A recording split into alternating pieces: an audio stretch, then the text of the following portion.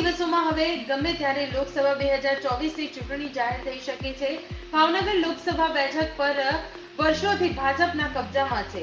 આ વર્ષે ઇન્ડિયા ગઠબંધનમાં આમ આદમી પાર્ટી બોટાદના ધારાસભ્ય ઉમેશ મકવાણાને પોતાનો ઉમેદવાર જાહેર કરી દીધો છે। ત્યારે આજે ભાવનગર બોટાદ લોકસભા બેઠક પર ભાજપના ઉમેદવાર તરીકેની સેન્સ પ્રક્રિયા હાથ ધરવામાં આવી છે, જેમાં ભાવનગર ભાજપ કાર્યાલય ખાતે લોકસભાના અપેક્ષિતોને સેન્સમાં લેવામાં આવી રહી છે।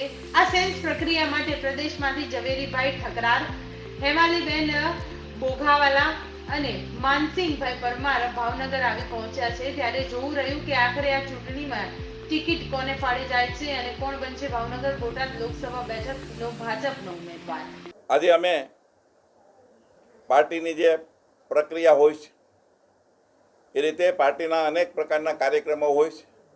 એમાંનો એક આજે પાર્ટીનો કાર્યક્રમ એટલે બોટાદ જિલ્લો, ભાવનગર જિલ્લો અને ભાવનગર મહાનગરના નક્કી કરેલા કાર્યકર્તાઓને મળવા માટે આજે હું, મારી સાથે માનસિંહભાઈ પરમાર, એ પણ ગીર સોમનાથ જિલ્લાના પૂર્વ પ્રમુખ છે, અને સુરતથી હેમાલીબેન, અમે આજે ત્રણેય આવ્યા છે।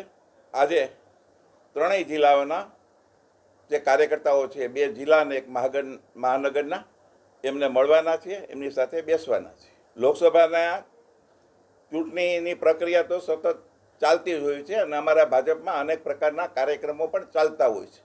હમણાં એક પ્રકારનો કાર્યક્રમ હતો ગાંવ ચલો અભિયાન, હવે લાભાર્થી સંમેલન પણ કરવાના છે। એટલે જે વ્યક્તિઓને લાભ મળ્યો છે એમને અમારા કાર્યકર્તાઓ આ લાભાર્થી સંમેલન માટે મળવા પણ જવાના છે, એટલા માટે આવ્યા છે। અહીંના પ્રભારી ચંદ્રશેખર પણ ભાઈ છે, એ પણ અમારી સાથે આજે રહેવાના છે।